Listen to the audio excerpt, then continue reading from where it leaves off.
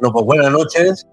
El Señor os bendiga. Un día más tenemos el honor y el privilegio de poder estar desde la Iglesia de la Magdalena de Zaragoza con un nuevo programa, con Tiempo Contigo, donde nuestro deseo es ser de bendición, llegar a vuestros corazones y poder intentar traer luz por medio de las Escrituras, por medio de la palabra. Soy vuestro hermano Tino, obrero de la Iglesia de la Magdalena, y esto es Tiempo Contigo. Aquí a mi derecha tenemos a nuestro pastor Jonathan. Dios te bendiga a ti. Bueno, un saludo de nuevo, quedando aquí en el Señor y siempre con el deseo de que todos aquellos que nos escuchen puedan ser bendecidos, edificados. Y el tema de hoy, pues creo que aunque sea algo que es de hace tiempo, un tema donde parece que lo sabemos todo, creo que es bueno siempre reflexionar, siempre hay dudas, y creo que puede ser un tema interesante. Por tanto, os recomiendo que no dejes de estar aquí con nosotros. Amén. Qué bien. Bueno, pues esta noche tenemos con nosotros la grata visita por primera vez en este programa de nuestro hermano Josué de Belén, un hombre lleno de sabiduría de Dios. Josué, bienvenido a Tiempo Contigo. Damos gracias a Dios por poder contar con tu persona. ¿Puedes dar un saludo?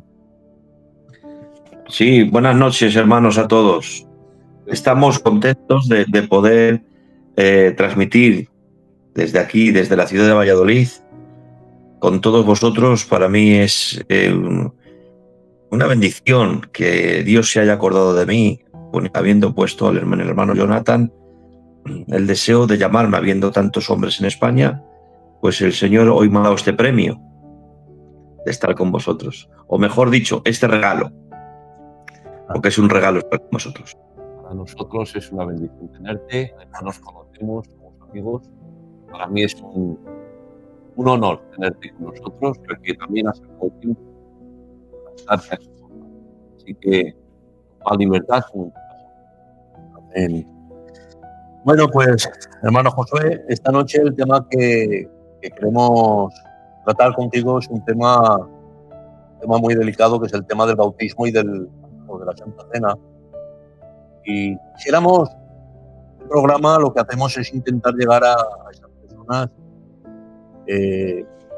más llanas para intentar enfocar cada una de las preguntas para que la puedan entender todo grupo de personas. No queremos hacer un programa para teólogos ni gente sencilla como mi persona, ¿vale? Entonces, creo que hay muchas preguntas sin respuesta o con mucha variedad de respuestas. Queríamos conocer pues, tu opinión de un hombre conocedor de la escritura, un hombre que tienes conocimiento de la palabra, que nos dé tu opinión, las preguntas que vamos a ir formulando, yo y mi pastor. Bien, van a ser preguntas pues referentes al pacto y al bautismo. Tú con toda libertad desarrolla el tema. Queríamos saber en principio el bautismo que conlleva, qué es el pacto, y conforme tú vayas narrando lo que es, pues nosotros vamos a ir preguntando lo que surja en medio de lo que tú vayas explicando, ¿vale? De acuerdo. Cuando tú quieras. De acuerdo. Bien. Bueno, pues vamos a tocar una pincelada del bautismo en las aguas y después pues trataremos el tema de la Santa Cena. Bien, como mucha gente sabe, en la Iglesia Católica hay 7 sacramentos. ¿Qué es un sacramento? Un sacramento es un signo externo que enseña una realidad espiritual. O dicho de otra forma, un acto externo que manifiesta o enseña una realidad interna vivida, una experiencia espiritual interna que se produce en el corazón de la persona. Eso es un sacramento. Ahora bien, hay que entender que ningún sacramento otorga salvación. Porque si no, no sería la salvación por gracia mediante la fe, sino sería por gracia mediante la fe más el sacramento. Y eso sería un error, porque la cruz no necesita añadiduras. Todo aquel que añada algo a la obra de Cristo, invalida la obra de Cristo en él. Porque no necesita el sacrificio de Cristo, no necesita ninguna añadidura. De hecho, una forma de caer de la gracia es esa, que los judíos añadían a la fe las obras de la ley. Y eso es una forma de caer de la gracia. ¿En qué sentido? Pues porque si una persona, para ser salvo, cree que a mayores de la cruz necesitaba añadir las obras de la ley, pues se desliga totalmente de Cristo y de la gracia, como enseña Gálatas 5:4. O sea, tal persona difícilmente haya podido tener una experiencia sincera de salvación, por cuanto su teología abraza el que a la cruz necesita añadidos. Entonces, tal persona no ha podido tener una experiencia salvadora porque no entiende la suficiencia del sacrificio vicario de Cristo. Ningún sacrificio añade algo, ningún sacramento añade algo a la obra vicaria de Cristo. Por lo tanto, esto tenemos que tener bien claro, que los sacramentos no otorgan salvación, pero sí son para las personas que han sido ya salvadas. Bien, la Iglesia Católica Romana enseña siete sacramentos: el bautismo, la Eucaristía, la confirmación, el matrimonio, la orden sacerdotal, la extrema unción y la reconciliación. Nosotros, la Iglesia evangélica, solamente reconocemos dos, que es el bautismo en las aguas y la Santa Cena, que es lo que llaman ellos la Eucaristía. Solamente reconocemos esos dos sacramentos. Bien, el bautismo en las aguas. Bueno, pues el bautismo en las aguas, pues lo que enseña es nuestra identificación con Cristo. De la misma manera que enseña el libro de Corintios que todos los israelitas fueron bautizados en la nube. ¿En qué sentido? ¿Bautizados en qué? En que ellos se identificaban con el liderazgo de Moisés. Pues el bautismo creyente es lo mismo, pero identificándonos con Cristo. Por eso dice la Escritura que nosotros hemos muerto con Cristo y hemos resucitado con Él. Entonces, con el bautismo es un cuadro de la muerte, de nuestra unión con Cristo y de nuestra resurrección con Él. Por eso es que enseña Romanos capítulo 6 que todos los que hemos sido bautizados, hemos sido sepultados juntamente con Cristo por el bautismo. Posicionalmente, nosotros estamos unidos por la fe en que hemos muerto con Cristo a todo lo que éramos como descendientes de Adán y hemos resucitado con Cristo cuando hemos salido del agua. Entendemos, como acabamos de decir, que el bautismo en las aguas no salva, sino es para personas que ya han experimentado la salvación y que enseña el lavamiento que hemos recibido de Cristo por medio de su sangre de nuestros pecados. Por eso se utiliza el elemento del agua, que enseña que es un elemento purificador. Hemos sido lavados de nuestros pecados mediante nuestra identificación con Cristo. Y el único requisito que se pide para el bautismo es la fe y el arrepentimiento. Ya sabéis, hermanos, que la verdadera fe produce obras de arrepentimiento. Entonces, toda aquella persona que haya creído con una fe sincera, una fe vital, esté unida a Cristo, inevitablemente esa fe tiene que producir unas obras. ¿Obras de qué? Obras de arrepentimiento. Entonces, no hay ningún requisito aparte para poder ser un candidato al bautismo en las aguas. Simplemente es una fe sincera que se haya visualizado, que se haya manifestado por el arrepentimiento. Por eso, hermanos míos, en los tiempos bíblicos, cuando una persona creía, pues es verdad que no había un espacio de tiempo entre su profesión pública y el bautismo, no había un espacio de tiempo, pero claro, en el contexto de ese tiempo es que el rito de iniciación a una nueva incorporación de fe, el bautismo y su confesión pública, estaba unido. O sea, era así, por eso no había un espacio de tiempo. Pero ahora nosotros sí ponemos un espacio de tiempo. ¿Por qué?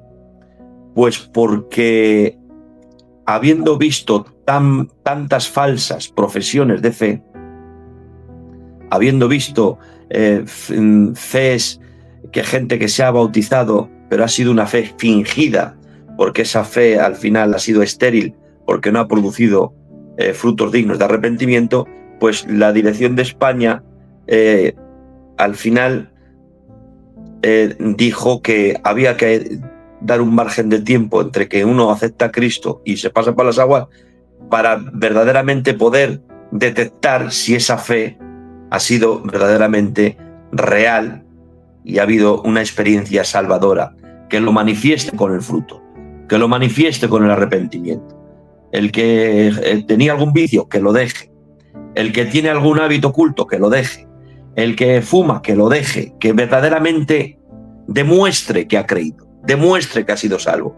Porque hemos bañado a tanta gente que ya nos hemos cansado y hemos dicho, bueno, el que se quiera bañar, que se bañe en su casa. Nosotros queremos bautizar. Por si acaso alguien tiene la duda, si en los tiempos bíblicos, por ejemplo, con el etíope, ¿crees? Sí, ¿qué impide que yo sea bautizado? Venga, adelante. Entonces, a veces a la gente le surge esta pregunta. Si no había un margen de tiempo en su profesión de fe y el bautismo, ¿por qué ahora sí? Bueno, pues porque somos administradores de la gracia.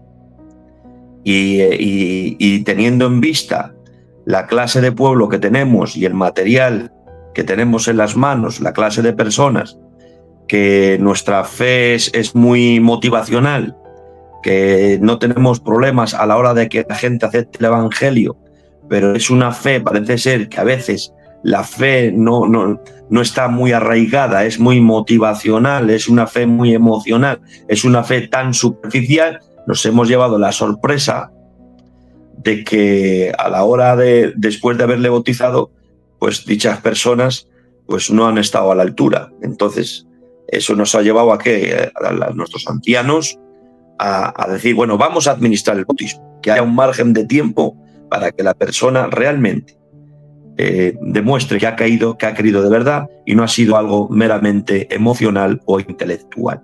A ver si la fe se ha interiorizado y hay un cambio de conducta. Entonces, después, sí, bautizar. ¿Vale? Ese es el motivo, porque somos administradores de la gracia. No es que añadamos, vosotros añadís un requisito al bautismo cuando solamente es creer. No, administramos el bautismo para no bañar a la gente, sino bautizarla en el nombre de Jesús. Entonces, ya hemos visto que el bautismo es un sacramento que no otorga salvación, pero sí participamos de él como personas ya salvadas, porque si no tendríamos dos salvadores, Cristo y el bautismo. Y eso sería una herejía. Se puede poner añadiduras a la cruz. ¿De acuerdo?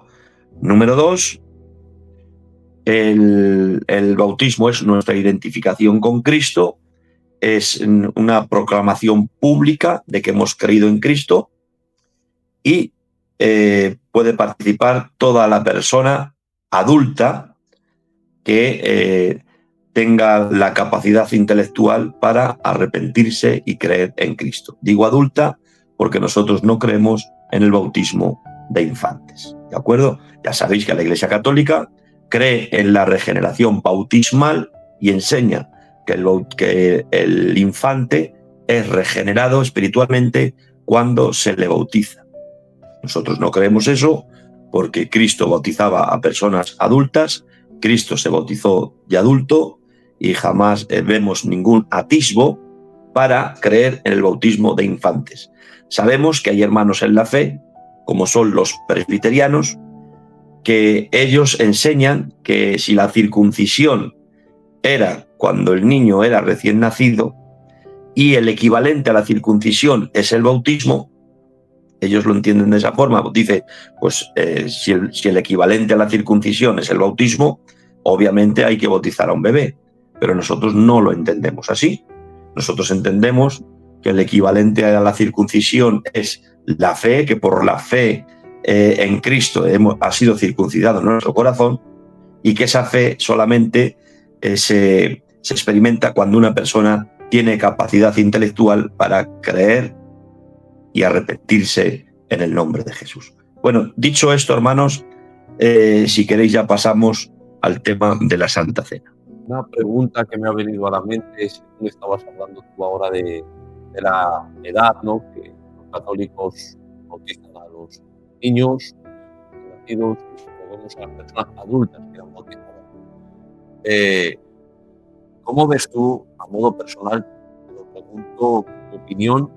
Porque últimamente lo que estamos viendo es que cada vez más se está reduciendo la edad para bautizarse.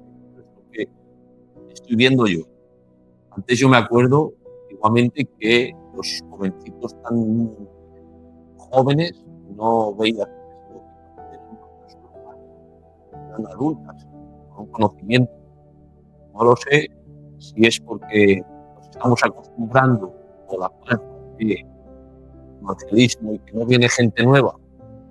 Estamos bautizando ya prácticamente a niños de 12, 13 años, niñas de 12, 13 años. ¿Cómo ves eso? ¿Está bien? ¿O aconsejarías tú, por ejemplo, que esperaran? ¿Cuál es tu opinión? Bueno, eso viene siendo un poquito relativo, Jonathan, porque hay niños con 18 o 19 años que son muy infantiles. Sin embargo, hay otros con 15 o 16 pues que ya tienen 4 dedos de frente. Entonces creo... 12 y 13 años. 12 años, 13 años. Hombre, 12 o 13 años yo lo veo un poco prematuro. Lo veo un poquito prematuro, por muy maduro que sea, lo veo un poquito prematuro. Entonces, sería conveniente que... A ver, si nosotros, al entender que el bautismo no salva, entonces no corre tanta prisa, ¿vale? Porque nosotros sabemos que somos salvos por gracia mediante la fe. Entonces, no es algo esencial para la salvación, como dicen los católicos, contriante se bautice al niño antes es salvo, por si acaso le ocurre algo. Nosotros no lo entendemos así, Jonathan.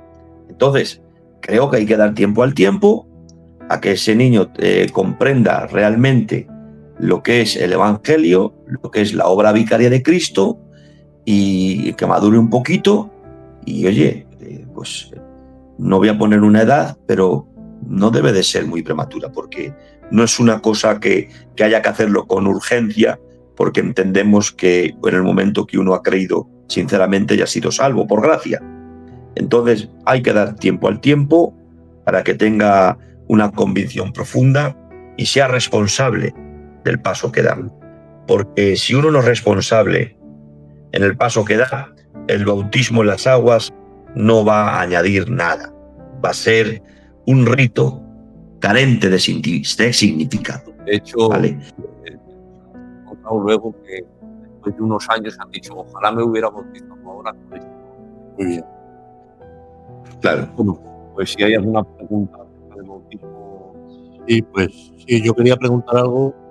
Y que tú has dicho que la dirección, cuando retomó el tema del bautismo, decidió poner un tiempo para que la persona diese frutos de arrepentimiento o dejase vicios y cosas que contradicen una vida santa.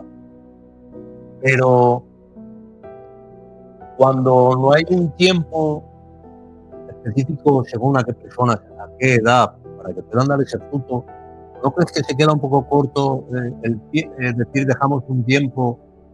¿No sería mejor administrar el tema como hacen los señores en algunas iglesias, que yo sé que hacen una especie de cuadernillos donde hay 8 o 10 o 15 lecciones, donde la persona a bautizar tiene que leerlo? Digamos que es como un test teórico donde le va a enseñar cuáles son las responsabilidades que tiene, cuál es el paso que va a dar, que eso conlleva, porque eso no se ministra, por lo menos en nuestras iglesias de nuestra zona, de esta zona de aquí. Yo creo que hay pocas iglesias, o no conozco yo ninguna, que eso se ministre. Algo tan importante, porque luego pasa que bautizamos o se ha bautizado a la ligera y luego pues están en el mundo haciendo lo que hacían, porque ha sido un baño, como tú has dicho, se han remojado y dejan mucho que desear para cara a la iglesia con, Sí. con los no creyentes. Entonces, creo que sería una buena fórmula, ¿no? No solo dar ese tiempo, sino dar una enseñanza también. Hombre, yo creo que eso está por descontado, que los pastores, antes de bautizar, hay unas reuniones previas, ¿no? Creo que lo hacemos todos, y si no se hace, pues se debería de hacer. Que esas reuniones previas que hacemos, donde impartimos unas enseñanzas del bautismo, pues se hicieran un poquito más serias. Estoy Claro, contigo. eso es a lo que me refiero, que se Dar, puede dar hacer. dar un discipulado, pues claro que sí, hermano, pues yo eso lo veo genial. Ya te digo, normalmente toda la vida los pastores, antes de pasar por las aguas, pues damos unas enseñanzas a todos los candidatos al bautismo. Si a eso le añadimos pues un discipulado de un mes o un par de meses, pues mejor que mejor, hermano. Claro que sí. Yo estoy contigo. Vamos, creo que sería algo que nos iba a hacer bastante bien, ¿no, pastor? El tema de enseñar a la persona el paso que va a dar, porque muchas veces son reuniones express que se suelen hacer, Es verdad. y la gente pues casi ni se entera de que sí, tienes que decir amén, tienes que decir sí, que nadie te ha obligado a dar este paso y poco más. Entonces creo que el bautismo Ya sabéis, hermanos, que no, pero es algo muy ya sabéis ya, no solamente con relación al bautismo, sino sabéis, hermanos, que lo digo con pena y con tristeza, ¿no? Nuestra obra ha habido unos años que ha estado carente de discipulado, ¿vale? Tenemos las iglesias llenas de creyentes, pero con muy poquitos discípulos. Amén. Y claro, hemos predicado el mensaje, nos hemos preocupado solamente de dar un devocional, de dar una prédica. Las iglesias han llenado de creyentes, pero esos creyentes después no les hemos discipulado. Entonces, claro, eso ha sido un poquito nuestra asignatura pendiente, aunque dando gracias a Dios ya está tomando todo otro color, ¿eh? Ya hay muchos discipulados, ya hay muchos estudios bíblicos, tenemos una escuela bíblica para los candidatos, donde se están añadiendo mucha juventud. Hay por aquí, por lo menos en mi zona, en la zona de Castilla y concretamente en Valladolid, se ha despertado de unos años para acá un celo vivo por el estudio. Bueno, una maravilla, ¿eh? O sea, esa asignatura pendiente la estamos ya llenando de contenido, dando gracias a Dios. Qué bien. ¿Tenéis un día específico para el discipulado, Josué? Sí, sí. Aparte de que hay iglesias que ya se están dando discipulado hasta hermanas, aquí en Valladolid, en concreto ha habido un pastor. Sí. Aquí hemos tenido un pastor, mi hermano Jonathan lo conoce, mi hermano David, que ha estado 3 años en una iglesia dando un discipulado a un grupo muy elevado de hermanas. O sea, genial. O sea, vamos mejorando, hermanos. Las asignaturas que teníamos pendientes las estamos poquito a poco mejorando. Entonces, no solamente es un discipulado con relación a los bautizantes, sino tiene que ser un discipulado lo que es para tener una vida cristiana aceptable. Porque es el mandamiento de Pablo: lo que has oído de mí, esto encarga a hombres idóneos que preparen a gente apta para enseñar. Así que si queréis, hermanos, para que no se nos eche la hora encima, vamos hacia adelante. De acuerdo. Otra pregunta que tengo, tengo una pregunta muy curiosa, y es que ha dicho algo nuestro pastor Jonathan acerca de ello, y a mí me ha venido a la mente. Imagínate que una persona se ha bautizado hace, por decir algo, 20 años, pero ha sido un bautizo de esos que que a los 2 días de entrar a la iglesia te han dicho, ¿quieres bautizarte? Venga, y sí, me bautizo. Pero han pasado 20 años y realmente entiendes ahora lo que es el bautizo, lo que es bautizarte, dar ese paso, la importancia que tiene. Y está en tus adentros volver a dar ese paso, pero con ese conocimiento. ¿Habría algún problema o hay algo que la Biblia prohíba de volverte a bautizar? No, eso no se puede hacer, hermano. No se podría. Solamente se puede repetir. No. Solamente se puede repetir el bautismo si has sido bautizado en otra doctrina. Por ejemplo, imagínate que has estado con los testigos de Jehová, o con los unicitarios, o con los unitarios, o con los mormones.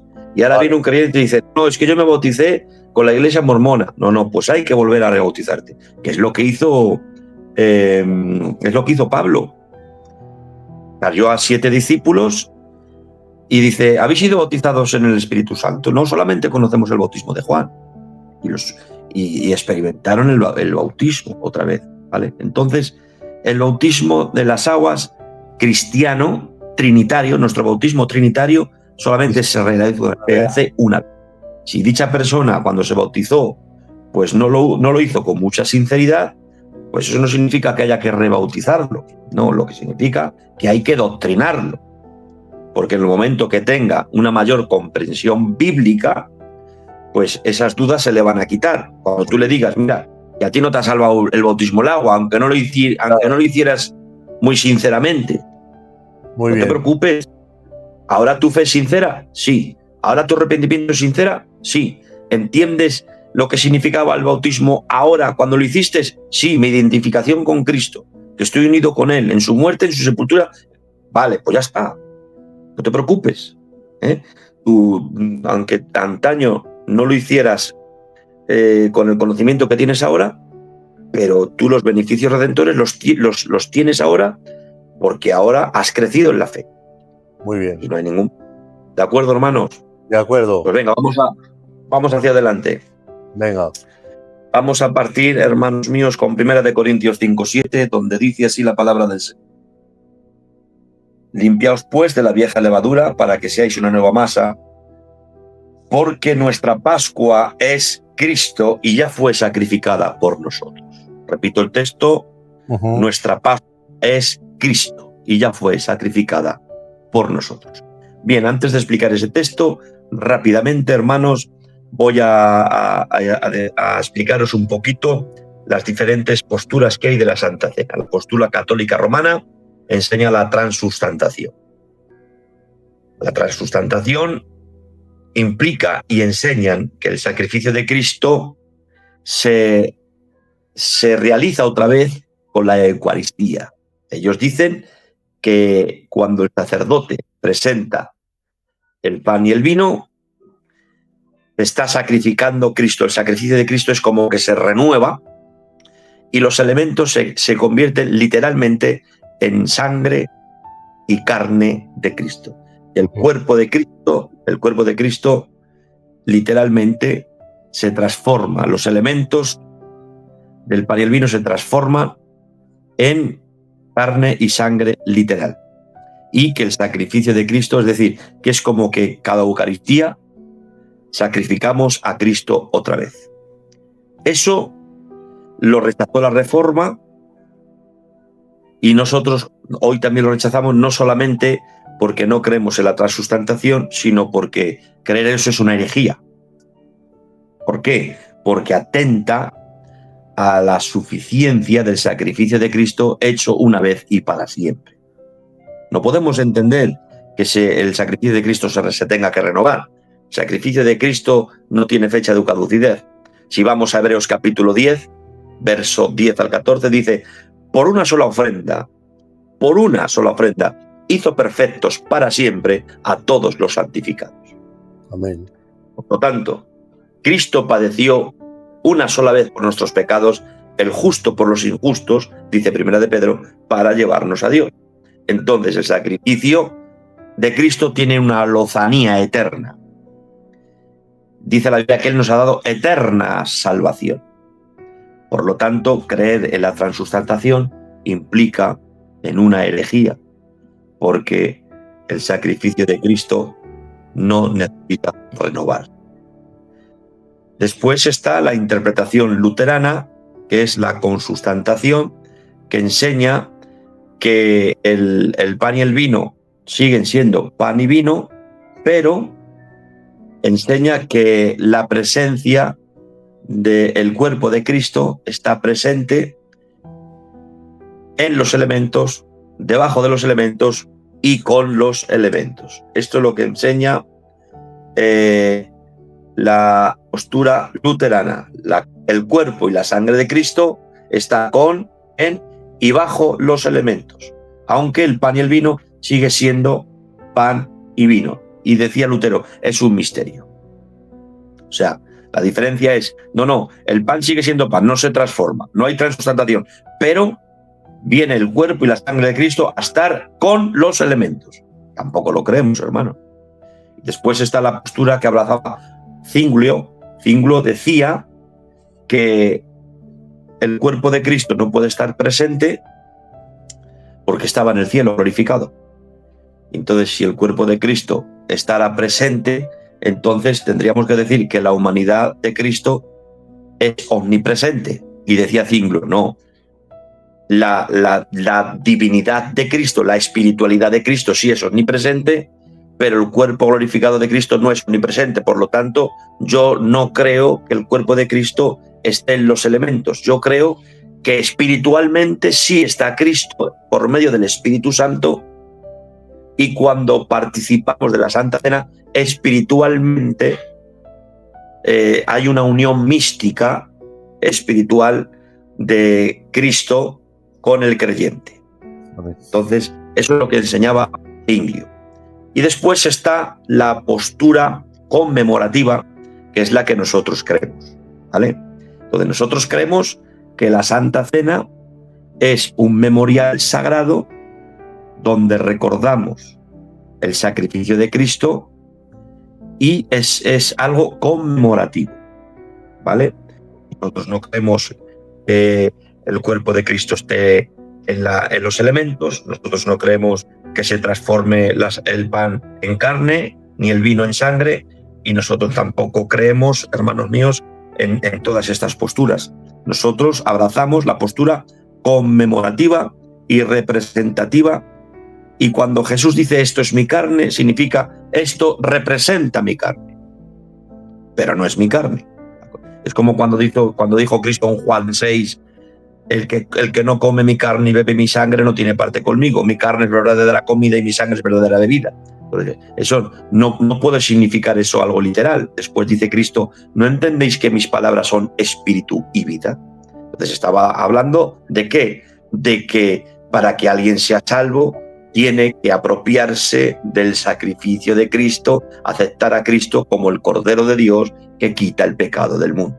Amén. Entonces, nosotros abrazamos la postura conmemorativa y representativa, ¿vale? Por eso, cuando presentamos los elementos, los pastores, tenemos que tener cuidado en nuestra oración, porque a veces nuestras oraciones decimos, Señor, te presentamos el pan para que pase a ser tu cuerpo. No, eso es falso.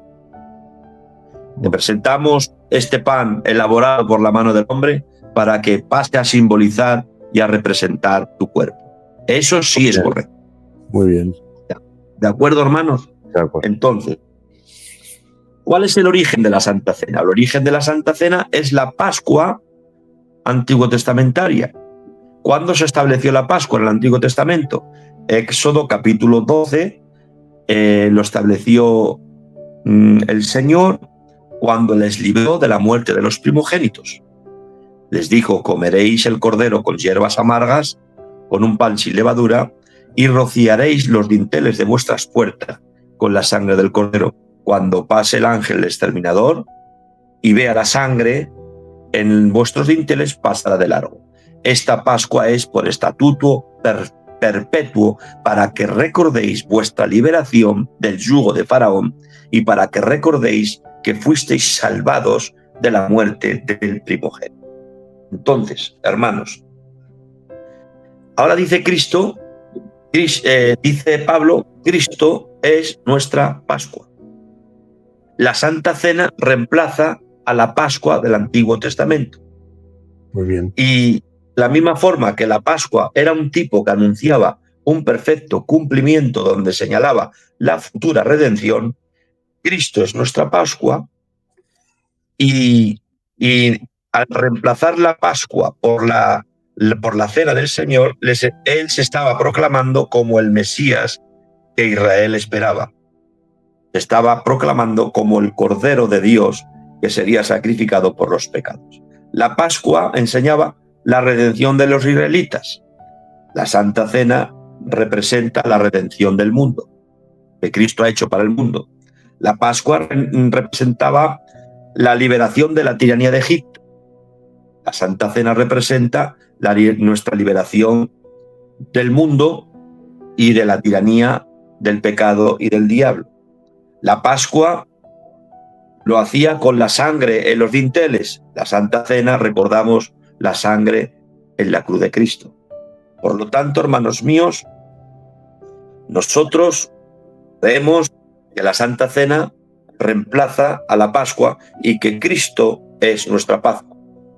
Ellos miraban hacia adelante y nosotros miramos hacia atrás. Cristo es el perfecto cumplimiento, hermanos, donde Él es el quien ha hecho efectivo todo lo que la Pascua anticipaba.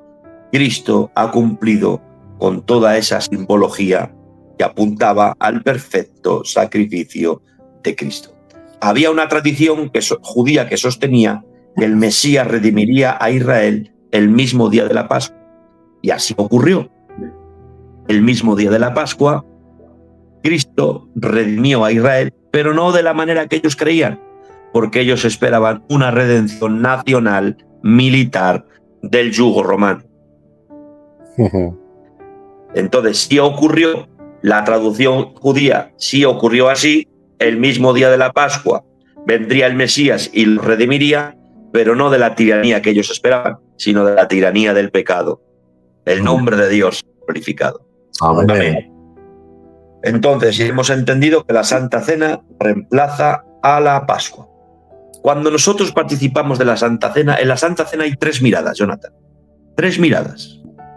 Una al pasado, una al presente y otra al futuro. Estas son las 3 miradas que tenemos que realizar al participar de la Santa Cena. La primera mirada es al pasado, a lo que Cristo ha hecho. Por eso la Santa Cena es tan importante participar de ella, porque hay unos beneficios espirituales que el Espíritu Santo aplica al creyente. El Espíritu Santo, cuando el creyente participa dignamente, imparte unas bendiciones y unos beneficios espirituales.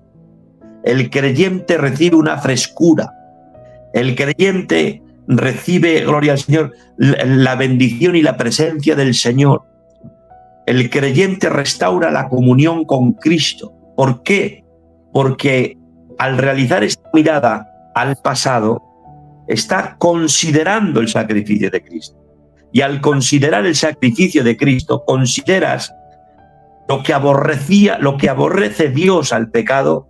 Fijaros si Dios aborrece el pecado al extremo que no perdonó ni a su propio Hijo y castigó todos nuestros pecados en su propio Hijo. Cuando yo considero el sacrificio de Cristo, considero la ira de Dios por el pecado. Que toda la ira Dios la descargó en su Hijo. Dios descargó toda su ira, era lo que tanto horror le causaba a Jesús, que dice la Biblia en Hebreos 5:8, Cristo ofreció ruegos y súplicas, con gran sudor, con grandes lágrimas, aquel que le podría librar de la muerte. ¿De qué muerte estaba hablando?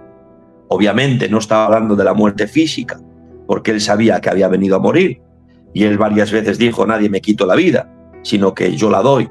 Estaba hablando de ese desamparo temporal al tener que sufrir toda esa ira descargada en él, las saetas del Todopoderoso, la ira la ira judicial. Entonces, cuando miramos al pasado, al tomar la Santa Cena, recibimos una frescura espiritual, una bendición espiritual, al considerar las repercusiones eternas que hemos recibido mediante ese sacrificio vicario. Por eso, gloria al Señor, es tan importante no tirarse mucho tiempo sin participar de la Santa Cena, porque la Santa Cena nos obliga ¿a qué? A considerar la muerte de Cristo, el valor de la muerte de Cristo, la agonía de Cristo. Esa mirada nos lleva ¿a qué? Nos transporta al Getsemaní, nos transporta a esas horas en la cruz, a ese sufrimiento, lo que aborrece Dios, el pecado. ¿Cómo yo voy a tener pecados inconfesos? Si Cristo sufrió la ira judicial por mí, si el castigo de nuestra paz fue sobre él, si por su llaga hemos sido sanados, si Jehová quiso quebrantarlo y causarle dolor, que ha sido Dios quien la ha llevado a la cruz, que a Cristo no le llevó a la cruz ni los romanos, que a la cruz no le ha llevado. ¿Quién llevó a Cristo a la cruz? ¿Los romanos? No. ¿Judas? Tampoco. ¿Nuestro pecado? Tampoco.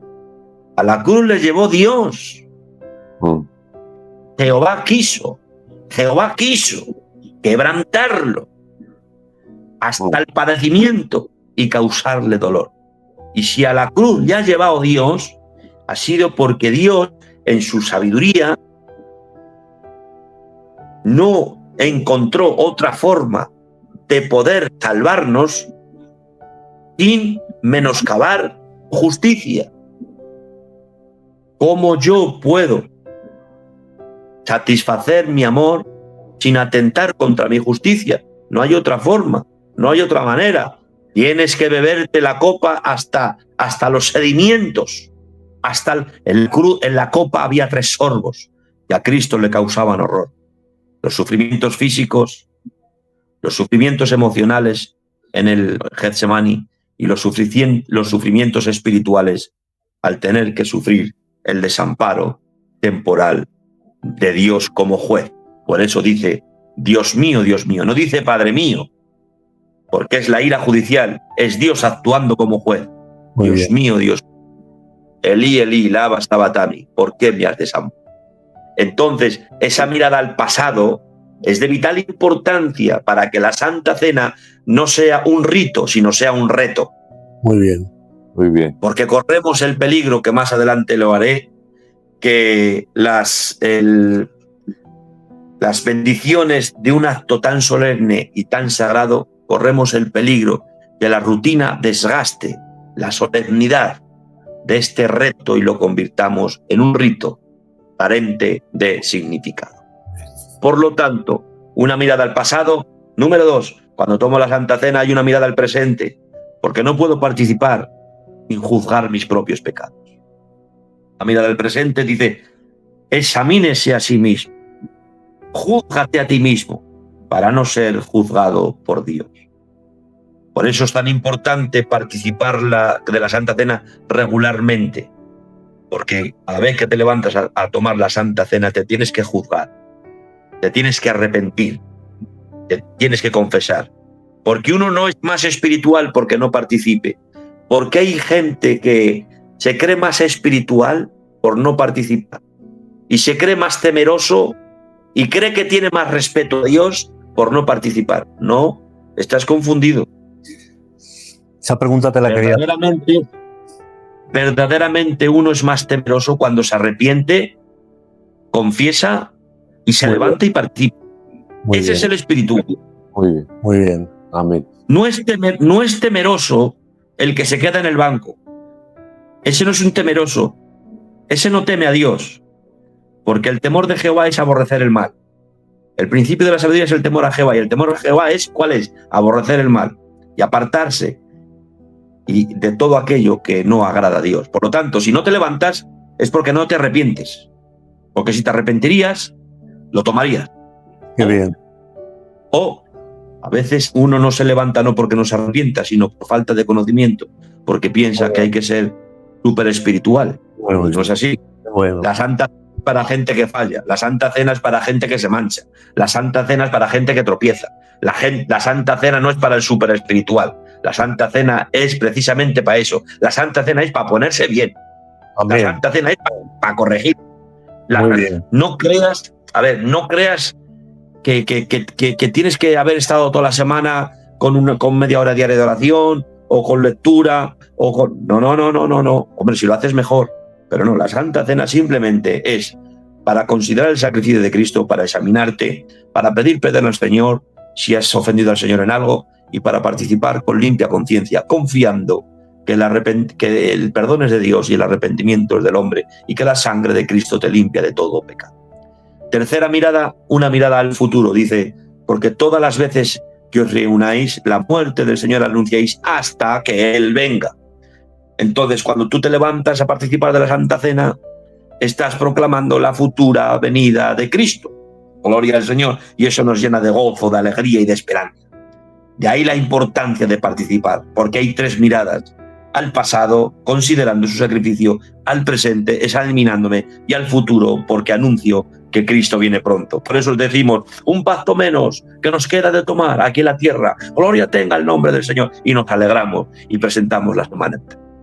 El nombre de Dios sea glorificado. Amén. El nombre de Dios sea ensalzado. Pues después de haber explicado lo que veníamos diciendo, el contenido que tiene el participar de la Santa Cena, lo importante y los beneficios espirituales que recibimos al participar, recordando esa mirada al pasado, otra al presente y otra al futuro, quisiera continuar diciendo lo siguiente. El apóstol San Pablo nos enseña que hay que participar de la Santa Cena dignamente. ¿Qué es participar dignamente? Que hay unas consecuencias si participamos indignamente, de manera que el que comiera esta pan y beba de esta copa indignamente, dice la Escritura, hay unas consecuencias. Dice, unos duermen, otros se debilitan y otros dicen que hasta enferman, creo. Hermano. Vamos a ver. Bien, primeramente tenemos que entender que ninguno de nosotros somos dignos de participar. ¿Vale? O sea, que no es un estándar a cumplir. Solamente que cuando uno está en Cristo es dignificado. ¿Vale? Entonces, no está hablando, hermano Jonathan y hermano Tino, no está hablando de personas dignas, porque no hay ninguna persona.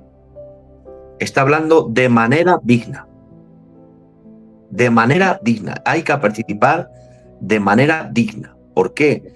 Porque en Cristo somos dignificados, ¿vale? Pero una vez de que yo soy dignificado en Cristo, ahora tengo que participar de una manera digna. Y lo primero que quiero puntualizar es que participar de manera indigna es participar sin discernir. Y participar sin discernir es participar de algo sagrado como si fuese algo común.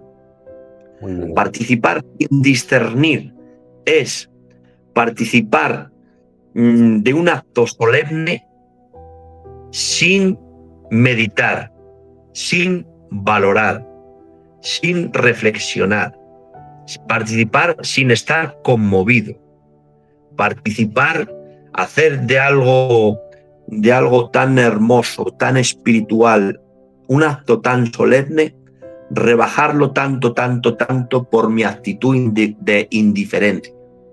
Cuando yo participo con indiferencia, sin comunión, sin esa reverencia, a veces yo me fijo y en las hermanas y están en la fila del pacto y pasan riéndose, hablando una con la otra.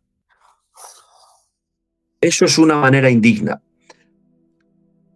Una manera indigna no solamente es levantarse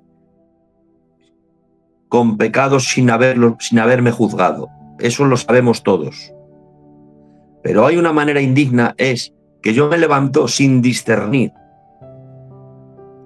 Que el paso del tiempo ha deteriorado tanto mis actitudes internas que participo de un acto externo, pero sin que mi actitud interna esté en sintonía. Y todo acto externo que no esté en sintonía con una actitud interna, se convierte en una ceremonia vacía, en una liturgia. Amén. Se convierte en actividad sin corazón. Se convierte en cáscara sin fruto. Todo acto externo que no vaya acompañado de una realidad interna se convierte en una ceremonia vacía, en una liturgia estéril. Por eso participar de manera indigna es participar sin discernir. Y participar sin discernir significa que pasas de una forma irreflexiva, que pasas con indiferencia, que pasas por tradición y por costumbre, y estás rebajando un acto solemne, lo estás rebajando a un acto común que ya no tiene en ti significado. Bueno, es que la Santa Cena es un símbolo, es una representación, sí, pero es que los símbolos no garantizan la realidad de la cual enseña si el participante no está en sintonía con su significado. La Santa Cena tiene un profundo significado espiritual si el participante se levanta con una actitud interna que esté en sintonía con lo que la Santa Cena significa. Amén. Entonces, si el paso de los años deteriora tanto tus actitudes internas, has hecho de la Santa Cena un costumbrismo barato, te has quedado con la cáscara y has omitido el fruto. Por lo tanto, tengamos cuidado de qué formas y de qué maneras nos levantamos de la Santa Cena.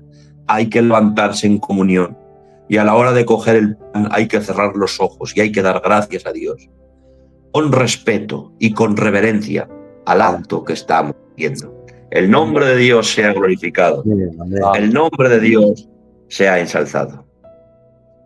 Gloria a Dios. ¿Estáis de acuerdo, hermanos? Amén, totalmente.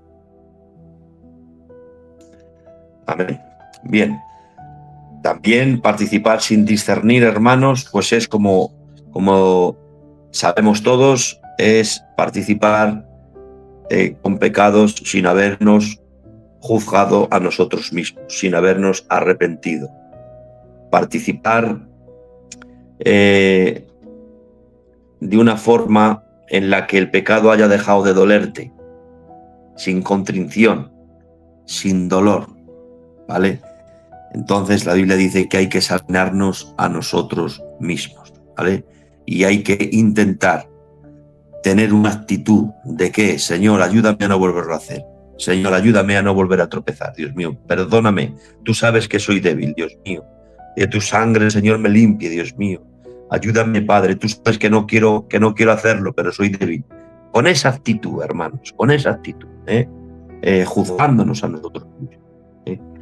Y intentar tener cuentas cortas con Dios. Cuentas cortas con Dios significa que no postergo el arrepentimiento. Bueno, para otra semana. Bueno, para el mes que viene. No. Pues si te tienes que arrepentir, con antes mejor. ¿Qué adelantas alargar? ¿Qué adelantas tener cuentas largas con Dios? No te tienes que arrepentir, no tienes que pedir perdón. Porque es mejor. ¿Por qué lo vas a dejar para otra semana? ¿Otra semana más de frialdad? ¿Otra semana más contristando al Espíritu Santo? ¿Otra semana más apagando al Espíritu Santo? ¿Otra semana más con ranas? Como decía aquel, ¿cuándo quieres que te quites de las ranas? Mañana. Vale, más que es. Pues duerme otra noche con las ranas. Pues así somos nosotros. Bueno, para otra semana, para el mes que viene. Pues si te tienes que arrepentir, hijo mío de mi vida, pues con antes mejor. Entonces, no alargues tu arrepentimiento. Ten cuentas cortas. No tengas cuentas largas con el Señor. No te preocupes, que el perdón es de Dios y el arrepentimiento es del hombre. Y que si tú confiesas tus pecados, Él es fiel y justo para perdonarlos. De ahí que está Cristo como nuestro abogado, intercediendo por la causa del transgresor. Porque Cristo no hace de abogado por los mundanos. Por eso dice, Padre, no te ruego por los del mundo, sino por los que me has dado. Dice, hijitos míos, no pequéis, porque abogado tenéis para con el Padre. No dice para con Dios, dice para con el Padre. Porque la abogacía de Cristo es para los que tienen filiación divina, para los que Él reconoce como hijos. Gloria al Señor. Y tienes un abogado defensor, un abogado de oficio que es especialista en resolver las causas perdidas. Lo que el hombre no puede resolver, Él sí que lo resuelve. Gloria al Señor. Lo resuelve, ¿por qué? Porque ha tenido un cuerpo como el tuyo, como el mío, y Él puede compadecerse de nuestras debilidades, porque nadie podrá compadecerse si primeramente no ha experimentado el mal ajeno. Pero cuando uno ha pasado por lo mismo, por las debilidades físicas, por las debilidades emocionales, cuando uno ha padecido siendo tentado, dice, por cuanto Él padeció siendo tentado, es poderoso para socorrer a los que son tentados. Te entiende cuando fallas, te entiende cuando tienes dolor, te entiende cuando te dejan solo, te entiende cuando te sientes menospreciado, porque Él ha pasado y Él ha tomado la misma medicina, porque ha tenido un cuerpo como el nuestro. Por eso puede ser nuestro misericordioso y fiel sumo sacerdote. Por eso puede compadecerse de todas nuestras debilidades. Sabemos que el ser humano tiene tres áreas de debilidad, las físicas, las emocionales y las morales. Cristo tenía dos, las físicas y las emocionales, y las morales, pero de forma externa, porque Él no tenía concupiscencia. Nosotros sí, Él fue tentado de forma externa, de fuera hacia adentro. Nosotros somos tentados de forma interna, de dentro hacia afuera. Pero en todo lo demás, Él puede compadecerse de las tres áreas de nuestras debilidades, y porque Él también supo lo que es estar supeditado al tiempo, al espacio y a la materia.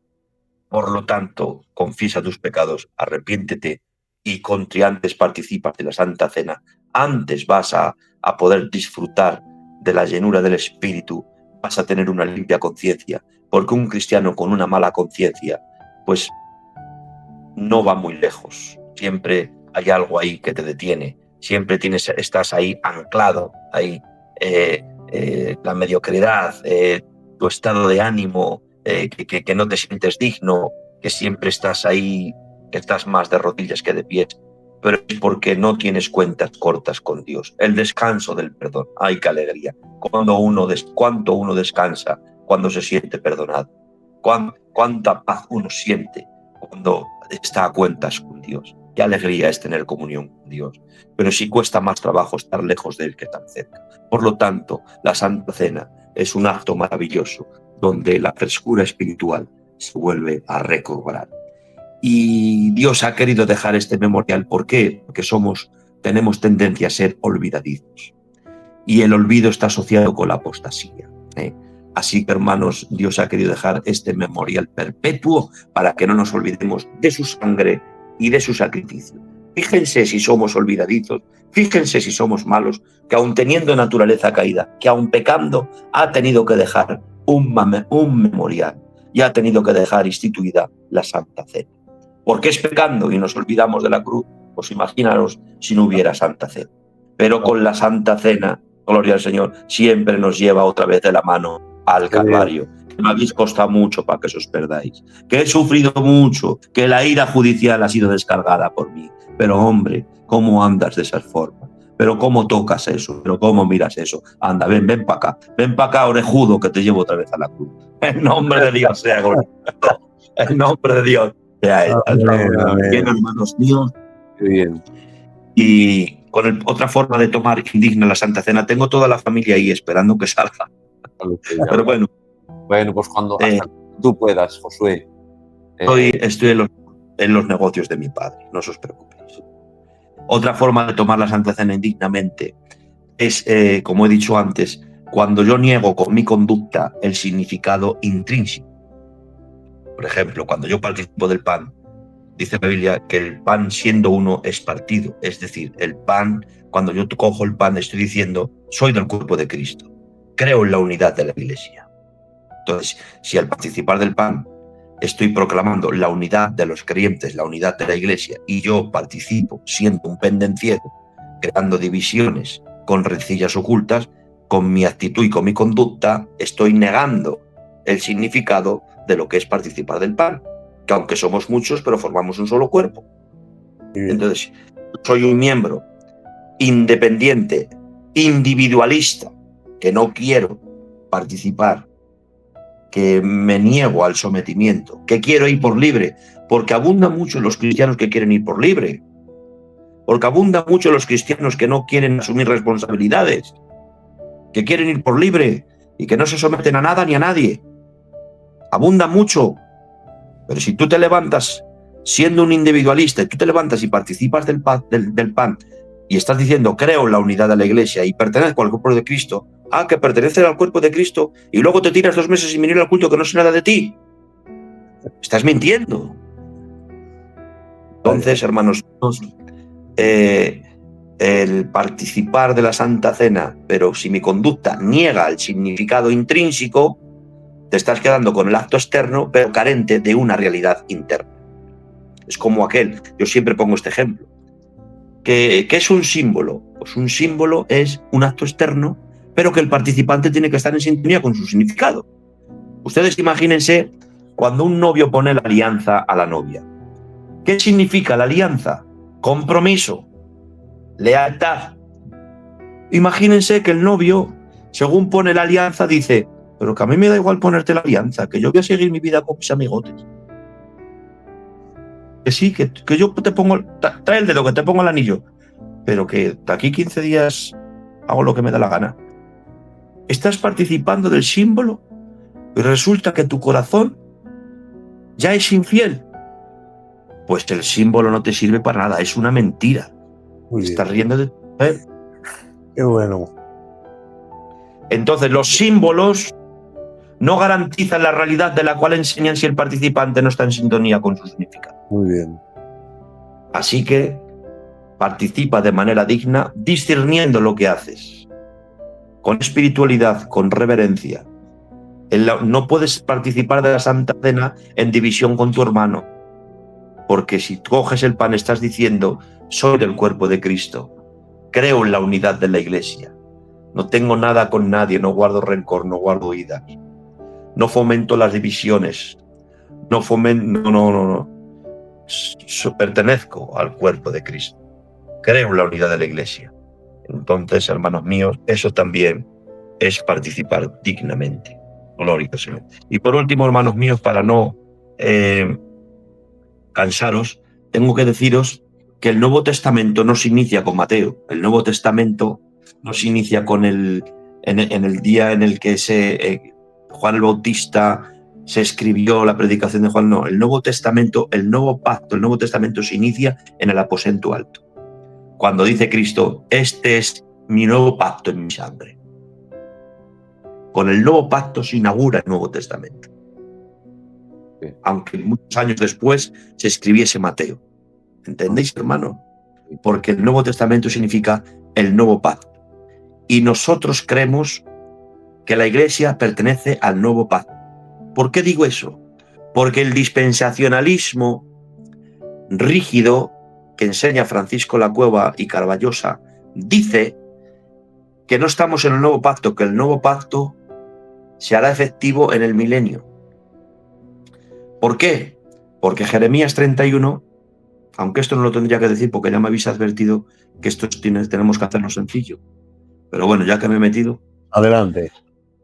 Jeremías 31 dice, en aquellos días estableceré mi pacto con ellos, escribiré mis leyes en sus corazones y haré este pacto con la casa de Israel y con la casa de Judá. Y dice Francisco Lacueva que eso será cuando, en el milenio, cuando venga Cristo como Rey de Reyes y cuando Israel se vuelva el Señor. Eso dice Francisco Lacueva, porque es un dispensacionalismo muy rígido, porque el sistema dispensacional es dramático, histórico, literal. Es un literalismo extremo. Entonces dice, ¿con quién realiza el nuevo pacto? ¿Con la casa de Israel? No, pues ya está, nosotros no somos Israel, somos Iglesia. Entonces hasta el milenio no se inaugura el nuevo pacto. Porque ese nuevo pacto era con la Iglesia, con Israel, no es con la Iglesia. Pero eso es un error garrafal, porque vamos a Hebreos 8, ¿y Hebreos 8 es para la Iglesia o no? Hebreos 8 es para la Iglesia. Y ahora el autor de los Hebreos aplica el nuevo pacto a la Iglesia, en Hebreos 8. Y dice que Cristo es el mediador del nuevo pacto. Muy bien. Y Pablo dice que somos ministros del nuevo pacto. Por lo tanto, no tenemos necesidad de esperar al milenio, porque la Iglesia ya participa de las bendiciones del nuevo pacto. Amén. Muy bien. El nuevo pacto significa perdón de pecados, significa regeneración, significa sus leyes escritas. Por lo tanto, hermanos míos, nosotros no no nos adherimos a ese dispensacionalismo tan rígido, sino al dispensacionalismo progresivo que permite espiritualizar las promesas que inicialmente fueron para Israel, las permite espiritualizar para la Iglesia. Muy La bien. Iglesia estamos, Tino, en el nuevo pacto. Amén. Amén. Cuando participamos de la Santa Cena estamos diciendo, estamos en el nuevo pacto. Amén. Tenemos el perdón de los pecados. El nombre de Dios sea glorificado. Precioso. Y otro día, pues si queréis, ya explicamos lo del juicio de la Santa Cena, porque tengo toda la familia ahí fuera. Claro que sí. Pues, te damos muchas gracias porque ha sido una bendición. Se han quedado un montón de preguntas en el tintero, Pero ha No respondido, puedo. pero ha respondido en sí, mitad del camino, ha ido sí, respondiendo muchísimas de ellas. pero una bendición y esperamos que no sea el último programa. Te queremos pillar con tiempo para exprimirte, porque hay mucho que exprimir, que eres una persona que tiene mucho de Dios. Muchas Ha sido gracias, un placer. muchas gracias y una bendición. Josué, también quiero dar gracias desde aquí a nuestro hermano Johnny, aunque no se vea, pero él es el que hace posible que podamos entrar en cada uno de los hogares que nos están viendo. Gracias, hermano Johnny, es el que hace posible el vídeo y el audio. Y gracias a Dios, Sí, yo también quería agradecerte porque ha sido un regalo tenerte, un regalo escucharte, uno disfruta mucho escuchándote y, y gracias por tu tiempo sabiendo que tenías ahí a la familia y esperándote para el cumpleaños y eso demuestra que tienes carga y el sentir de Dios está ahí. Dios te bendiga mucho, José. Ha sido un placer, hermanos, conoceros, bueno, ya, al hermano Tino, y aquí estoy para lo que queráis, ¿vale? Dios te bendiga mucho. Dios te bendiga. Igualmente. Gracias por estar tiempo con nosotros. Que Dios te bendiga.